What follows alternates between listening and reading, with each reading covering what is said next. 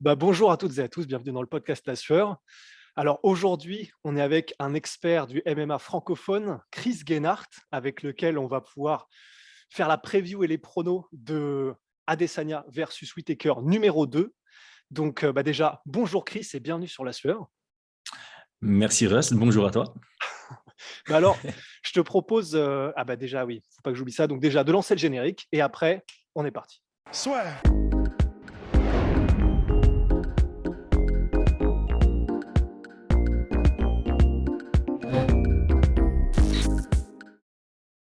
Alors Chris, je te propose tout simplement de commencer. Je vais faire une observation et déjà, premièrement, tu vas pouvoir me dire si tu es d'accord ou pas. Et ensuite, je te propose, comme ça nous fera une perspective fraîche, de donner ton avis sur la question de ce que Whittaker peut faire pour battre Adesanya. Et alors, j'ai revu le combat du coup aujourd'hui et un truc en réalité qui m'a marqué, c'est que depuis qu'on a commencé les previews, on avait un peu l'habitude de dire avec Guillaume que, il faudrait qu'il soit plus patient, il faudrait qu'il rush beaucoup moins et qu'il soit beaucoup moins juste chasser la tête, chasser la tête, chasser la tête et c'est vrai. C'est-à-dire qu'il y a des moments où clairement, c'est vrai qu'il y a des échanges où non seulement il chassait que la tête, mais en plus de ça, il forçait, j'ai l'impression, les échanges. Il était, hyper étendu ou je ne sais pas quelle est la traduction exacte qui serait la haute, mais en gros, il forçait vraiment sa gestuelle pour essayer d'aller chercher le plus loin possible Adesanya. Et c'est vrai qu'il y a eu ces moments-là où c'était des décisions qu'il aurait pu prendre différemment et qui auraient probablement, s'il avait genre, déjà cherché un peu plus peut-être le corps et les jambes, été un peu Mmh. plus, pu faire tourner le match à son avantage. Mais en fait, quelque chose que j'avais oublié, c'est qu'en réalité, à part ces moments-là et c'est les moments où il se fait choper, mais en réalité, il le fait bien pendant le combat et même le premier.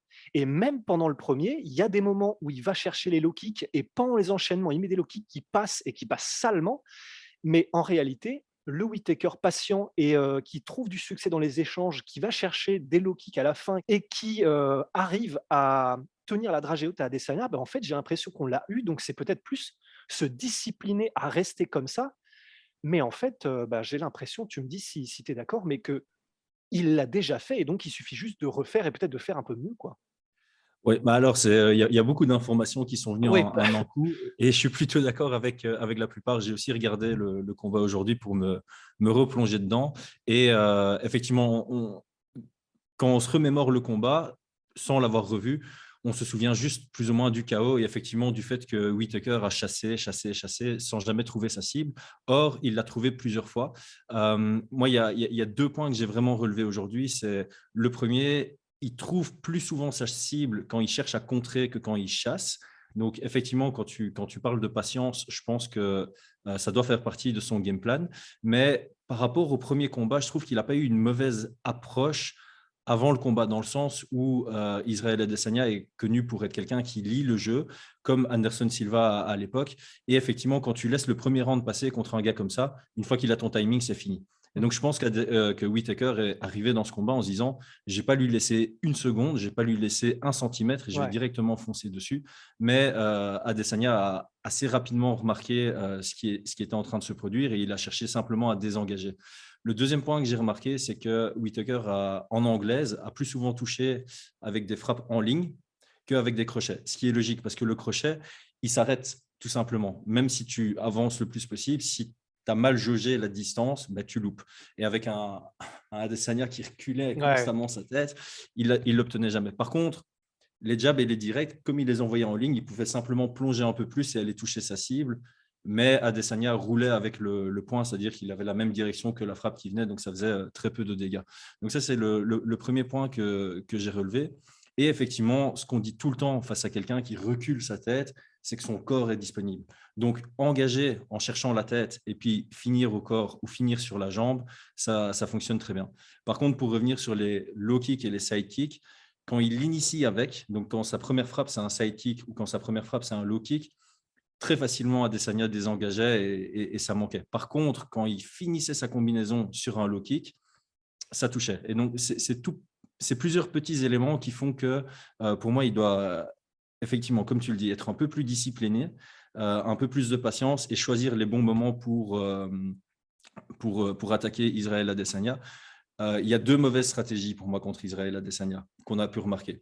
Un, c'est le laisser prendre le lead et du coup, lui, il fait ses reads, il fait ses lectures et Ouais. puis il trouve l'ouverture. L'autre, c'est bull rush, comme l'a fait Whittaker la première fois, comme l'a fait Brunson en mode lutte la première fois aussi. Bon, ils ne se sont pas encore rencontrés 2 fois, mais ça pourrait arriver. Donc, le bull rush à fond, il lit le jeu et il cherche le contre. Le jeu patient, bah, il commence Ouais. à trouver ses ouvertures. Les deux qui l'ont mis vraiment en difficulté, je vais dire, c'est Jan Blachowicz et Yoel Romero, qui a eu un combat, on va dire, serré, mais c'est parce qu'il manquait de l'action. Ouais. C'est parce qu'ils changeaient un peu la donne du combat, c'est-à-dire qu'ils étaient patients, puis à un moment, ils attaquaient, puis à un moment, ils étaient de nouveau patients. Et il ne laissait jamais Adesanya vraiment se mettre dans un confort d'une dynamique qui est restée la même. Mmh. Mais du coup, est-ce que tu penses qu'il peut mettre ça en place? C'est-à-dire que, bah, du coup, c'est vrai qu'on sait qu'il est très fort sur ces phases explosives où justement il fait des blitz comme ça et il arrive et il a du succès sur ces choses-là aussi, Whittaker. Ben, on sait qu'il est très technique et que, bah, ses derniers combats particulièrement, même ceux avec Till et Gastelum, il a été d'une propreté, mais c'était juste somptueux et en particulier, bah, du coup, celui contre Gastelum, c'était vraiment mais tu avais l'impression que tout ce qu'il faisait, il le faisait bon, c'est jamais parfait, mais il le faisait vraiment d'une manière exceptionnelle et en plus, il y a quelque chose, peut-être que ça pourrait être mis en place, contre Adesanya et qu'il n'a pas autant fait lors du premier combat, mais c'est de lier peut-être effectivement un petit peu plus avec des mises au sol si possible. Mais alors, bah, par exemple contre Gastelum, il y a un truc qu'il a fait et je crois qu'il a mis 2 fois Gastelum comme ça au sol, c'est, lorsqu'ils finissaient une combinaison et qu'ils arrivaient au contact, en clinch, immédiatement, ils faisaient je sais pas, comme des espèces de tripes où en gros, En body lock, ouais. ouais, voilà, des body lock où en gros, il faisait tomber et déséquilibrer Gastelum, il le mettait sur son dos et il arrivait pas à forcément à maintenir très longtemps Gastelum, même s'il a quand même eu pas mal de succès, surtout ça lui permet de placer des coups, du ground and pound, non seulement de marquer des points auprès des juges, mais en plus de faire mal. Mais il a vraiment cette capacité, cette faculté, mais qui est juste enfin, c'était juste trop beau. J'étais mais ébahi en le revoyant le combat. Celui contre Gastelum, il est tellement fluide dans tout ce qu'il fait.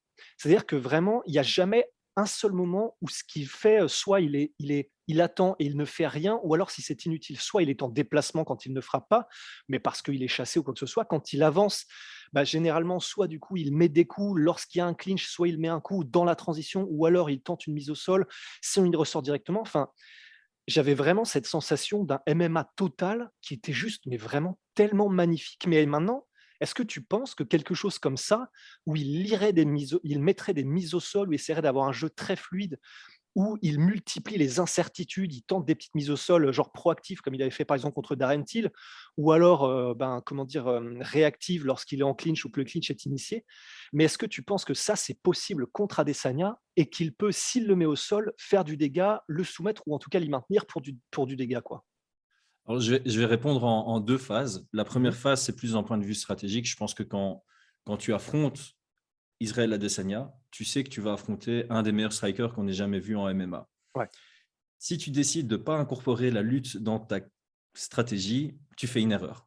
Donc, automatiquement, même si tu ne l'amènes pas au sol, tu dois lui mettre dans sa tête qu'il y a une menace d'amener au sol juste pour pouvoir avoir quelques ouvertures supplémentaires en pied-point. Donc, je pense que peu importe qui tu es, à moins que tu sois aussi, si un jour on a Alex Pereira contre Israël Adesanya, on pourrait dire oui, Alex Pereira, tu Ouais. viens avec une stratégie en pied-point. Mais ici, Whittaker, il peut être aussi bon qu'il veut debout. Il n'est pas au niveau purement en pied-point que Adesanya et donc il doit le menacer par sa lutte. Notamment parce que Adesanya, c'est aussi quelqu'un qui va analyser les combats. Et qu'est-ce qu'il a vu sur les 3 derniers combats de Whittaker depuis qu'ils se sont rencontrés, c'est que sa lutte s'est soit améliorée, soit en tout cas, Il il a l'utilise travaillé plus. pour un Ouais. peu plus l'incorporer à son jeu. Et comme tu l'as très bien dit, il l'incorpore dans différentes dynamiques. Il va l'initier et il va le faire aussi de manière réactive. Moi, il y a un takedown que j'ai fort, fort apprécié contre Gastelum, c'est le snatch single, je pense, dans le Mmh. 4e round. Tout Ouais, à la fascinant. Ça fin. a Ouais, été ouais. un peu à la Stipe Miocic. Il prend la jambe et tu as l'impression que le gars, il tombe Ouais, tellement c'est facile le tellement MMA c'est finalement. Ouais. ouais, c'est ça, c'était juste à la perfection. Et en plus, sur ce snatch single, il vient contrôler Gastelum au sol, qui, pour moi, Gastelum, ça va être bizarre de dire ça, mais c'est un des mecs qui me paraît les plus compliqués à contrôler au sol. Il a de très bons scrambles, il a une capacité à se relever qui est incroyable. Et le fait que Whittaker ait su contrôler Gastelum, ça me montre que si Whittaker amène Israël Adesanya au sol, il sera capable de le contrôler. Oh! Adesanya, pour moi, a une excellente défense en lutte, mais je suis assez dubitatif sur sa ceinture violette au sol. Quand il est sur le Ouh, dos, oui, alors je sais, je prends des risques en disant ça. shots fired. Contre Blakovic, il y a tout le monde qui dit oui, la différence de poids, la différence de poids, la différence de poids. C'est vrai, il y avait une différence de poids, une différence physique qui était claire et nette. Cependant, il y a des réflexes au sol que Israël Adesanya, selon moi, n'a pas encore, notamment quand il est pris en demi-garde, il vient chercher le underhook du mauvais côté. Normalement, on vient chercher le underhook du côté où on a la jambe libre, et venait constamment chercher son underhook du côté de la jambe qui était prise. Donc, D'accord. impossible de sortir, impossible de sweep, impossible de venir chercher éventuellement le dos pour créer un scramble. Et aussi, il vient placer sa jambe qui est prise au-dessus de la jambe extérieure de Blakovic au lieu de faire l'inverse. C'est des petits détails qui, pour moi, montrent qu'il y a un petit manquement une fois qu'il est au sol. Par contre, sa lutte défensive, il n'y a rien à faire. C'est extrêmement compliqué de l'amener au sol parce qu'il impose une distance très lointaine. Donc, shooter de loin, on va se retrouver dans la même situation que Brunson, à prendre un Ouais, genou en contre ou simplement plonger dans le vent alors que Adesanya, il est déjà à 2 mètres ouais. et venir le chercher, le coller à la cage. Il a un très bon système défensif, un peu comme Max Holloway, où il vient casser le grip, créer une ouverture du côté de son overhook et simplement sortir du Ouais, côté où il a ouvert la porte. Donc, voilà, pour moi, la difficulté de Whittaker, ça va être d'amener au sol. Une fois que c'est au sol, je pense qu'il sera capable de contrôler. d'accord. Et qu'est-ce que tu pour aller, pour continuer dans ton idée, dans le combat contre Vettori, le deuxième qu'a fait Adesanya, il y a aucun moment où Vettori, lorsqu'il a mis au sol Adesanya, a été capable de l'y maintenir parce que justement il faisait, où qu'il soit en plus c'était soit contre la cage, soit au milieu, mais à chaque fois Adesanya arrivait à créer des scrambles et à soit faire un renversement, soit se relever. À quoi est-ce que tu l'attribues? Est-ce que c'est peut-être, soit peut-être des progrès d'Adesanya ou est-ce que c'est Vettori qui a fait des erreurs? Mais comment est-ce que tu as analysé ça? Et est-ce que c'est juste Adesanya qui a vraiment pris du level et qui devient de plus en plus difficile à contrôler? Alors, effectivement, pour moi, Adesanya a clairement travaillé là-dessus suite à sa défaite contre Jan Blachowicz. Mais je pense aussi que Vettori a fait une erreur. C'était, à mon avis, plus mental qu'autre chose. C'est-à-dire, ouais, je l'ai amené au sol. Je l'ai au sol, il faut que je marque des points. Et en voulant marquer des points et envoyer du grand endpoint à tout prix, il ne pensait pas à d'abord stabiliser, d'abord contrôler avant de prendre une position pour pouvoir vraiment frapper. Le fait qu'il ait voulu chercher la frappe immédiate, ça a laissé des belles ouvertures à Adesanya. Maintenant, je discrédite pas du tout Adesanya. Il a clairement fait une progression et il a su capitaliser sur ses ouvertures. Je pense qu'Adesanya, il avait déjà prouvé contre Gastelum, donc je parle de ça déjà avant même son premier combat contre Mmh. Whittaker. Dans les scrambles, il est très bon. Ouais. Mmh. C'est une fois qu'il y a une position prise au sol qu'il a plus de mal à trouver les ouvertures pour s'en sortir. Et le seul qui a vraiment su prendre ses positions, évidemment, c'est celui qui avait aussi physiquement plus de poids. Et c'est Ouais. pour ça qu'il y a des arguments qui disent c'est uniquement le poids. Mais je pense qu'il y a aussi ce manque d'expérience au sol. Ça met du temps d'apprendre le grappling. C'est vraiment, je- avec la lutte et le grappling, ça met du temps à avoir les bons réflexes, les bons automatismes, surtout quand la fatigue s'installe et dans des situations à haute pression, à haute adrénaline. Et Adesanya n'y est pas encore à 100%. Donc, juste pour faire un comparatif, je pense que Adesanya est plus facile à contrôler au sol que Gastelum.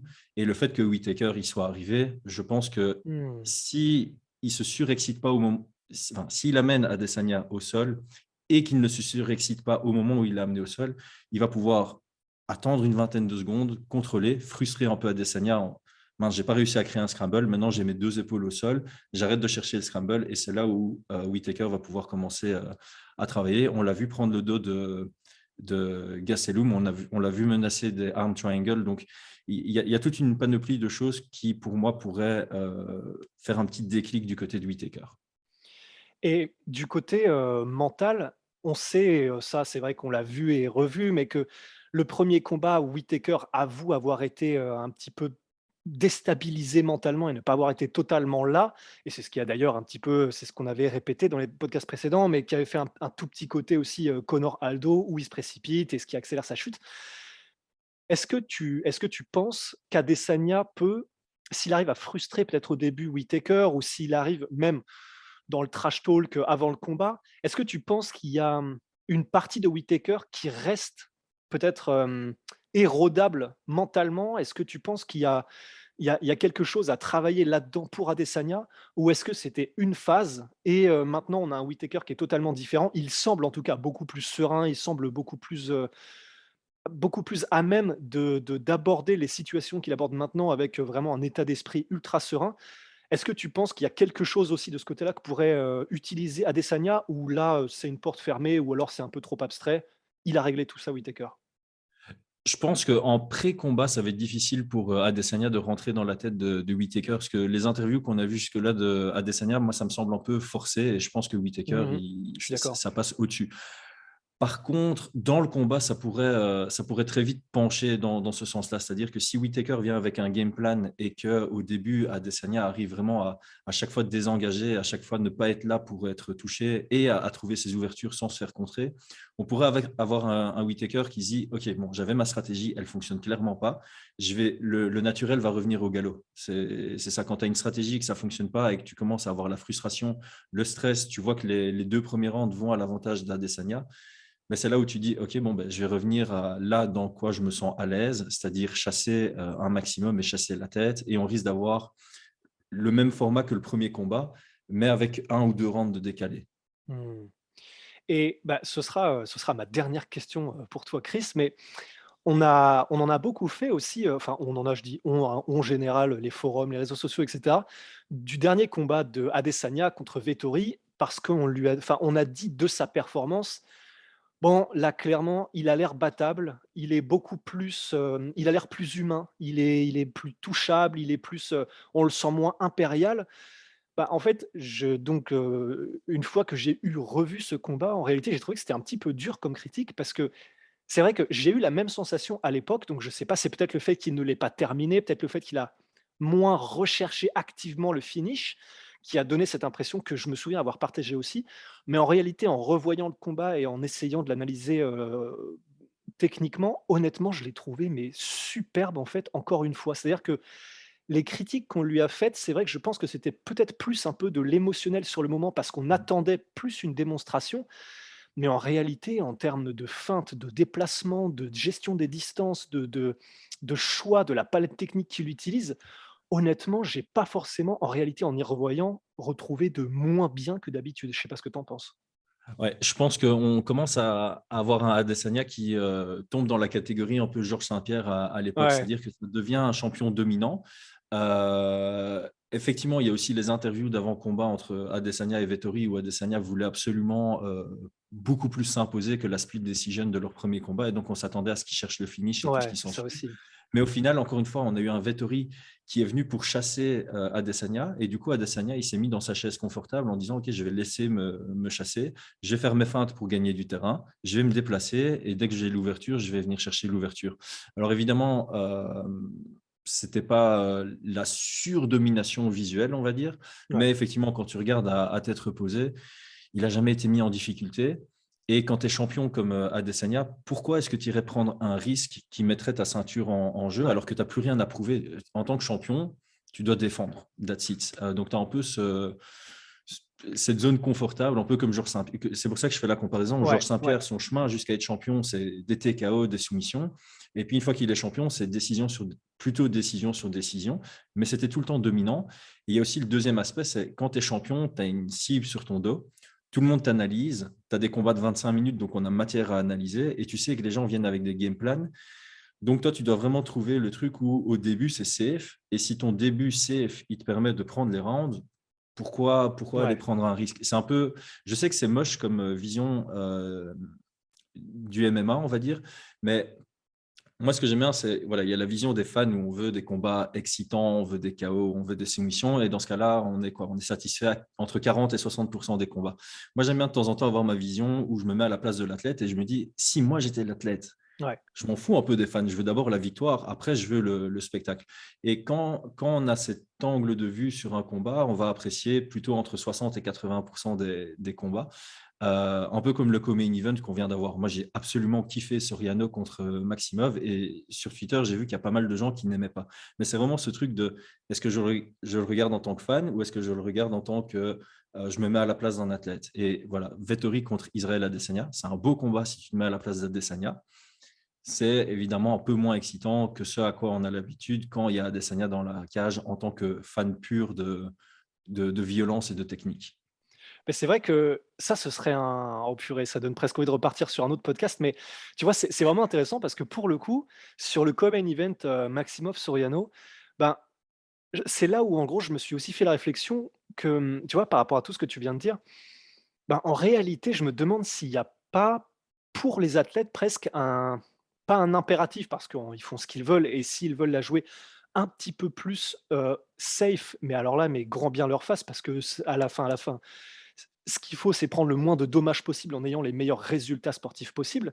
Mais c'est vrai que je me suis dit aussi, ben, pour Maximov et donc qui n'est pas encore champion, parce que lorsqu'on est champion, je suis à 1000 d'accord. Pourquoi risquer quoi que ce soit? Mais c'est vrai que quand tu ne l'es pas encore, comme c'était le cas pour Maximov, j'ai eu une petite frustration, j'avoue aussi, parce que je me suis dit: ben, c'est vrai que l'important, c'est de gagner ce combat parce qu'il est invaincu, mais au-delà de ça, parce que, ben, là, il est vraiment dans cette période où il faut qu'il gagne le plus de médiatisation possible, sans forcément perdre de vapeur. Mais j'ai eu une petite frustration en me disant: «Ben, c'est vrai qu'il a gagné, il a contrôlé, Soriano», mais entre guillemets, ce côté vouloir limiter la prise de risque pour gagner, je me dis pour un athlète, c'est vrai que le vert, le W est important, mais comme on sait que c'est l'UFC aussi, comme on sait que ce qu'ils veulent, c'est savoir qu'ils ont des athlètes divertissants, je me demande s'il n'y a pas aussi une balance à avoir avant le championnat pour essayer d'amener un peu de divertissement. Mais cela dit, en tant que champion, je pense que, à mon avis, ouais, c'est évidemment qu'il a raison de limiter parce que le statut, la monnaie qui va avec le statut de champion, c'est quelque chose que si tu le perds, ta vie change, quoi. Ouais, mais c'est ça. En fait, tu mets un peu le doigt dessus. C'est quand tu n'es pas champion et que tu veux une ascension vers le titre, bah oui, si tu es un peu plus divertissant et que tu mets des KO, etc., ton ascension sera plus rapide, plus fulgurante. Si tu es plus en mode contrôle, décision, bah, ce sera plus lent parce que tu vas moins gagner de visibilité. Et Mmh. l'UFC, ils font évidemment fort gaffe à ça. Je sais qu'il y a Fernand qui est souvent sur la sueur. Fernand, typiquement, c'est quelqu'un qui sait ça. Il le sait. C'était Cyril Gane contre Jairzinho. On voyait Ouais, Cyril Gane qui était en contrôle du combat. Il allait vers la décision. Il ne devait pas prendre de risques. C'était bon. Et pour moi, c'est un masterclass stratégique. J'ai ouais. vraiment apprécié le combat. Encore une fois, en me mettant à la place de Gane. Et on entendait un Fernand Lopez sur le côté de la cage, dans le quatrième et dans le cinquième round, qui gueulait sur Gane pour qu'il cherche le finish. Parce qu'il savait que le finish allait le mener plus rapidement au titre. Et il savait que la décision, bah, ça allait lui nécessiter une ou deux étapes supplémentaires. Donc, il y a clairement cette balance à trouver. Ici, pour reprendre l'exemple de Maximov, je trouvais que Soriano, défensivement, il cherchait constamment à améliorer sa position. Il a cherché 3 4 fois le switch. Donc Ouais, le renversement, ouais. Mmh. voilà, c'est celui que Carlos Condit a beaucoup essayé contre Georges Saint-Pierre, pour reprendre les exemples de tout à l'heure. Il cherchait constamment à créer des scrambles, à prendre le dos, à faire un reversal, à se relever. Et donc Maximov, il est un peu contraint de chercher à contrôler, parce que face à quelqu'un C'est qui vrai, cherche le c'est vrai, scramble, si toi tu cherches le scramble, tu prends aussi le risque de te c'est vrai. retrouver en Ouais, dessous. Et comme le combat était serré, c'était dans son intérêt de venir chercher d'abord les c'est vrai. rounds. Par contre, je trouve qu'il y a une énorme adaptation entre le deuxième round et le troisième round, parce qu'à mon avis, ces coachs ont dit, deuxième round, mon gars, tu as le contrôle, mais l'efficacité en pied-point, c'était pour Soriano. Donc il faut montrer un peu plus pour gagner le troisième et se l'assurer. Et dans le troisième, il est venu. Il a amené au sol et il venait chercher directement les frappes. Donc, c'était un peu plus actif dans le troisième que dans le deuxième. Et je trouve justement qu'il y a eu un petit fil conducteur comme ça dans le combat, où on a vu un Maximov qui a fait une adaptation entre le premier et le deuxième avec la lutte contrôlée, et entre le deuxième et le troisième avec un contrôle plus de Offensif avec les l'efficience frappes. Mmh. en grappling. Et moi, j'ai trouvé vraiment ce combat absolument formidable à apprécier en tant que fan plus de stratégie ici. Bah et alors maintenant, on en est c'était le podcast preview et promo, et promo aussi d'ailleurs. Mais, pour en revenir du coup à ce fameux combat, Whittaker versus Adesanya numéro 2 ou d'ailleurs Adesanya-Whittaker pour être exact. Le pronostic, ça y est, on en est là. Il va falloir se mouiller. Comment est-ce que tu vois les choses? Quel round? Quelle finition? 6 finitions? Comment tu vois le truc se passer, Chris? Alors, on a un peu amené le podcast en mode comment est-ce que Whittaker peut l'emporter? Et donc, on a eu beaucoup de communication en disant ouais, Whittaker peut faire ça, peut faire ça, peut faire ça. C'est vrai, Malgré tout, on n'a pas été dans l'autre sens. Ouais, je vais rester sur un prono un peu plus safe où je me mouille moins. Je vois une victoire par Adesanya à la décision. Pourquoi à la décision? Parce que, comme on vient de l'expliquer plus ou moins, je vois un Whittaker qui vient avec un jeu plus patient. Et du coup, un Adesanya qui se conforte dans un jeu patient, parce que pour moi, Adesanya, ça serait aussi sa clé, ce serait d'être patient. Parce que les fois où il s'est fait le plus toucher par Whittaker, c'est quand il essaie d'engager sans trop calculer la distance et il s'est pris des comptes synchronisés plus d'une fois. Et donc, je pense qu'ici, il va vouloir avoir un jeu un peu plus posé, beaucoup plus casser la base, beaucoup plus travailler sur le low kick, étant donné que Whittaker, il met tout son poids en permanence sur sa jambe avant. Il y a vraiment moyen de casser sa base. Et je pense qu'encore une fois, il va je sais qu'en interview, il a dit ouais, ce sera pire que le premier combat, je vais le finaliser au premier round et tout. Mais encore une fois, je pense que on l'a souvent vu ce genre de truc. Il va arriver plus patient et au final, Whittaker, il est durable. Hein. Il s'est vraiment fait surprendre dans le premier combat contre Adesanya parce qu'il y a eu beaucoup de collisions du fait qu'il cherchait à rusher. Mais là, je pense que ça va être un peu plus en contrôle pour Adesanya. Whittaker a les compétences pour venir créer la surprise, parce que ce serait une surprise qui gagne. Mais non, je crois qu'Adesanya est encore intouchable en middleweight. du coup, tu vois une victoire par décision d'Adesanya. Ouais, c'est ça, une victoire par décision d'Adesanya avec une approche de combat de part et d'autre un peu plus light, un peu plus Ouais. patiente. D'ailleurs, je me rappelle, j'ai regardé aujourd'hui le combat, j'avais été choqué parce qu'il restait genre 1 minute 30 dans le premier round et ils s'étaient touchés mutuellement 11 fois. Par contre, c'était 11 sur 44 tentatives du côté de Whittaker et 11 sur 22 du côté d'Adesanya. Et je trouve qu'en termes de volume de jeu, on va plus se retrouver de part et d'autre à une vingtaine de tentatives sur le premier round avec 50% de précision. Et je suis même pas certain qu'il va y avoir un moment où ça va monter crescendo parce qu'ils sont tous les deux conscients du risque que ça représente de Mmh. pull de trigger. Je vais partir sur un Ouais, anglicisme, d'avoir la gâchette mais facile. vraiment de, Ouais. voilà, de chercher l'ouverture à tout prix. Ça représente un gros risque de part et d'autre. Adesanya, moi, j'ai toujours considéré comme quelqu'un qui engageait super bien. Mais au final, depuis qu'il est à l'UFC, là où il fait son meilleur taf, c'est en contre. Brunson, c'est en contre. Paulo Costa, c'est un contre. Mmh. Whittaker, la première fois, c'est en contre. Et donc, chercher à trop engager contre Adesanya, c'est trop risqué. Et vice-versa, Whittaker a montré d'excellents contres contre Thiel et contre Gastelum. Face à Cannonier, il engageait très très bien. Là, c'est plus dans la stratégie d'engager, c'était bien vu de sa part. Mais voilà, je pense qu'on aura un combat à plus faible intensité que le premier. Ça devrait se diriger vers une décision et pour moi, le champion devrait garder son titre. Devrait rester champion et c'est vrai que pour aller dans ton sens, sur les low kicks et disons le fait qu'il est très, comment dire? Très il met beaucoup de poids sur sa jambe avant. C'est vrai que, par exemple, le combat contre Cannonier pour Whittaker avait effectivement montré que, bah, Cannonier a labouré salement la jambe avant de Whittaker et c'est simplement que Cannonier n'avait pas les armes et la diversité et la palette technique, la profondeur technique d'un Adesanya pour construire à partir de ça. Mais on a vu effectivement qu'elle était là pour être cueillie, avec quelqu'un qui est suffisamment rapide, puissant et avec un bon timing.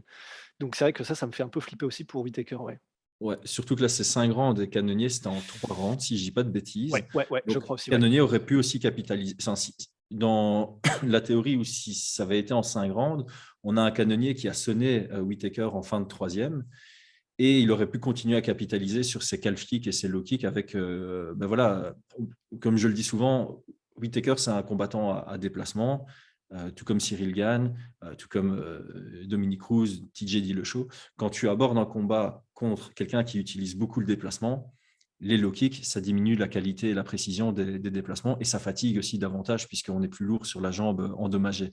Donc, ça doit faire partie intégrante du jeu d'Israël Adesanya, d'autant plus que les kicks, c'est une de ses grandes forces. Bah, ouais. Bah, ouais, mais ouais et puis en plus avec une variété, mais un truc on rêverait de savoir faire tous les coups, mais lui littéralement, tu as l'impression qu'il sait tout faire. C'est ça qui est juste fabuleux avec Adesanya. Bah, Ouais, avec écoute, une technique incroyablement ah ouais, propre, une vitesse, il a tout. Il a tout. ouais. En pied-point, il a absolument tout. Ouais, en pied-point, je pense qu'on peut ouais, c'est ce que tu avais dit en début de podcast, mais clairement, c'est le maître étalon. Disons que pour moi, je sais pas ce que tu en penses, mais pour moi, il y a en termes de profondeur technique, de qualité de frappe et de ouais, c'est ça, simplement de juste de profondeur de jeu en striking, pour moi, c'est Adesanya devant. Cyril Gane, pour moi, même si c'est en poids lourd, est pas loin derrière parce qu'on a l'impression qu'il sait aussi tout faire et avec cette maestria de la même manière. Est-ce qu'il y a quelqu'un d'autre que tu verrais à ce niveau-là, toi, de striking? Alex Pereira qui va arriver. Ouais, ouais, c'est vrai, c'est vrai. C'est vrai qu'on l'oublie parce qu'il arrive tout juste, mais ouais, c'est vrai. Ouais, à moindre mesure, parce que c'est un peu moins varié, je trouve que Brandon Moreno se défend plutôt C'est pas vrai, mal en ouais. termes de complexité dans son jeu. C'est-à-dire que euh, moi, quand j'analyse un striker, j'aime bien toujours mettre un peu dans des cases au début. Et en général, en striker, tu as quelqu'un qui engage bien. Et généralement, ceux qui engagent bien, ils sont moins bons en contre. Tu as ceux Ouais, qui contrent très bien de manière synchronisée. En général, ils sont moins bons pour les contres asynchrones ou délayés et ils sont moins bons aussi pour engager. Adesanya, c'est quelqu'un qui engage super bien.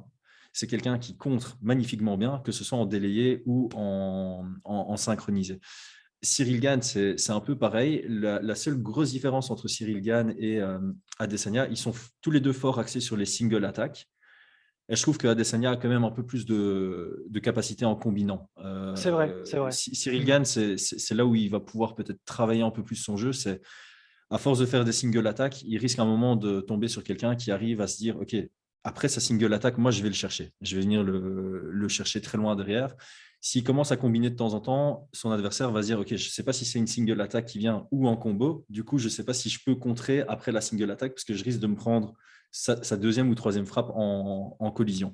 Et donc, c'est là où je reviens sur Brandon Moreno. Pour moi, Brandon Moreno, il engage très bien, il contre très bien. Tout ce qui lui manque, c'est peut-être un peu plus de souplesse et de variété dans Ouais, son jeu de jambes. Mais en anglaise, il a un peu cette complexité, cette vitesse, cette précision, ce coup d'œil.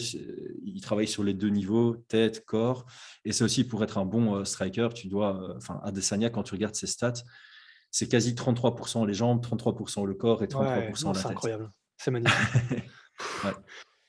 Ouais. Écoute, pour moi, ce sera, pour moi, le pronostic, ce sera ouais, je vois Adesanya aussi. Je vois Adesanya aussi et c'est vrai que de par le fait qu'ils seront probablement plus prudents tous les 2, effectivement, bah, je vois aussi une décision d'Adesanya. Bon, je pense qu'à mon avis, on sera tous les 2 d'accord pour dire juste un combat, mais d'une technique et ce sera magnifique quoi qu'il arrive de toute façon. Mais je vois aussi une décision d'Adesanya. Le cœur voudrait presque que Whittaker gagne, mais parce que bon là, je l'apprécie énormément, mais objectivement, je pense que je vois aussi Adesanya. Ouais, c'est pareil. Moi, j'aime bien les deux combattants, mais c'est vrai que le cœur penche légèrement vers Whittaker. Mais voilà, de Mmh. temps en temps, il faut, surtout dans les pronos, il faut être objectif. Moi, après, pour les pronos, j'aime bien toujours rappeler que c'est du MMA et que c'est jamais Ouais, noir voilà. et blanc. Là, tu vois, moi, si je devais mettre plutôt un chiffre, je dirais qu'on est sur du 60-40 à Adesanya. Donc, s'ils doivent se rencontrer 100 fois, je vois 60 victoires de Adesanya et 40 de Whittaker parce que bon, ça dépend de plein de facteurs externes aussi. Est-ce que le cut s'est bien passé, la réhydratation? Est-ce Ouais. que ça se passe bien dans ta famille? Est-ce que tu dors bien? Est-ce que tu as bien mangé? Enfin, il y a Mmh. une complexité aussi derrière, même de choses qu'on ne voit pas spécialement et qui ne sont pas communiquées dans les médias. Donc voilà, c'est le soir même qui a plus de chances de gagner. Pour moi, c'est Adesanya. Ouais, c'est ça. Aversion, perfect 100 tous les 2. Il se passe rien dans leur vie, ils sont pas blessés. Voilà, ce serait à peu près ça. Exactement. Bah, en tout cas, voilà, c'était ce premier podcast d'analyse avec toi, Chris. Alors normalement, les gars, il y a évidemment Guillaume, qui exceptionnellement, ce soir ne pouvait pas. Normalement, il sera avec nous et on sera tous les 3 pour ces podcasts de preview et de pronostic. Bah, Chris, c'était littéralement la première fois de notre vie qu'on se parlait et on a commencé à se Ouais. parler 10 secondes avant le début du podcast. Bah, en tout cas, c'était un plaisir. Merci beaucoup d'être venu et puis, bah, écoute, à la prochaine en tout cas, à très bientôt, hein. Ouais, avec grand plaisir. Écoute, c'était une première, mais j'espère que c'est une première d'une très, très, très longue série, parce que c'était vraiment plaisant de pouvoir analyser tout ça. On a été assez direct sur le point et je pense qu'on a quand même su aborder tous les sujets qui étaient importants par rapport à ce combat, même avec quelques petits détours. Donc, toujours agréable de parler de MMA dans son entièreté. Eh ben, absolument. Bah, écoute, en tout cas, à la prochaine. On remercie nos sponsors, MyProtein évidemment, Venom, sponsor de la sueur et de l'UFC, les savons honnêtes, un plaisir. On t'en enverra Chris, évidemment. Et puis, bah, écoutez, bonne soirée à vous et à très vite. À très vite.